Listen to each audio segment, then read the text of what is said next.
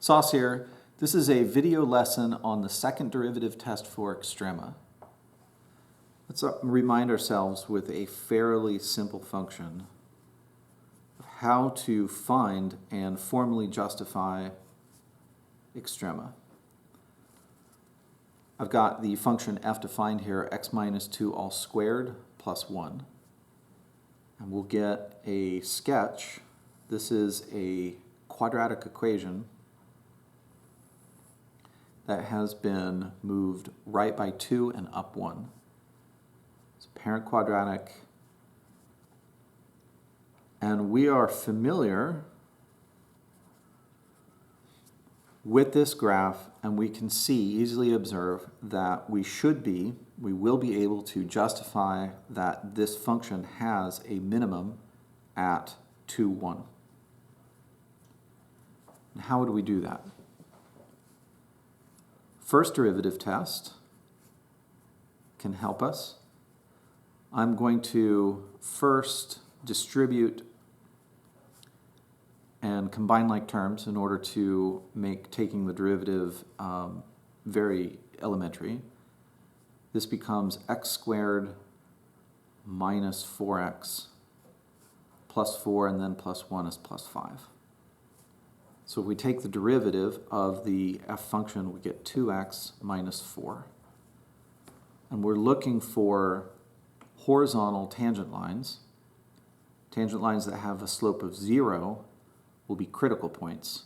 So if I set the derivative equal to 0, and I solve for x by adding 4 to both sides and then dividing by 2, I can see that I have a critical point at x equals 2. We should expect that. How do I justify that it's a minimum? Well, a familiar way that works is to make a sign line of the derivative, highlight the locations of all the critical points, and then find the sign of the derivative on the intervals in between or on the sides of the critical point. I should expect to find a negative derivative before 2. If I put 0 in, which is before 2, then I get 2 times 0 minus 4, which is obviously a negative number. After 2, I could put the value like 3 in. 6 minus 4 is 2, and that's obviously a positive number. This part of the justification for this being a minimum, because the derivative, the function is decreasing and then 0 and then increasing, or the derivative is negative and then 0 and then positive, is what we call the first derivative test.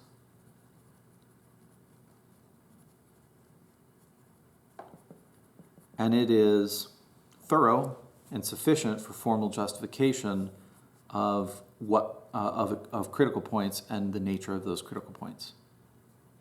But there's an alternative way. Maybe finding the sign of a derivative is not possible with the setup or the function that you have.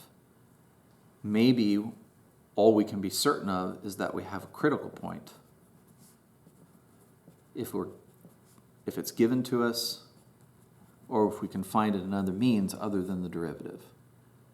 If we know that there's a critical point and we can't make a sign line for the derivative, we could find the second derivative of the function. In this case, taking the derivative again would give us just 2. And we can observe that if the second derivative of a function is positive, then we could say it's concave up. So if we have a 0 derivative, and we know at that critical point that the function is concave up by observing the second derivative, in this case it's positive, then we could say, well, in this case, the function is concave up everywhere.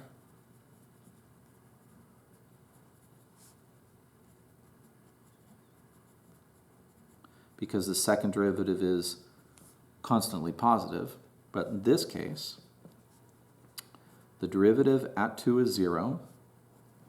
That's what we mean by a critical point. And the second derivative at 2 at that critical point is positive. We can conclude that there must be a local minimum at x equals 2. And this is sufficient formal justification for extrema that we call the second derivative test.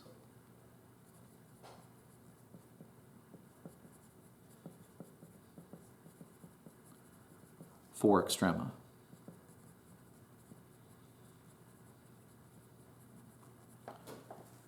The difference being, of course, is that you do not need to make a sign line, but you will need to know the nature of the second derivative at the critical points that you're trying to justify. In most general terms, the second derivative test for extrema is this. If at a point C the derivative is 0, which means that there's a critical point at C, and the second derivative at that critical point is positive or greater than 0, then you can conclude that C is an extrema, but specifically a local minimum. Also, if at C the derivative is 0, or a critical point, and the second derivative at that critical point is less than 0, then you can conclude that C is a local maximum. Why would it be a maximum?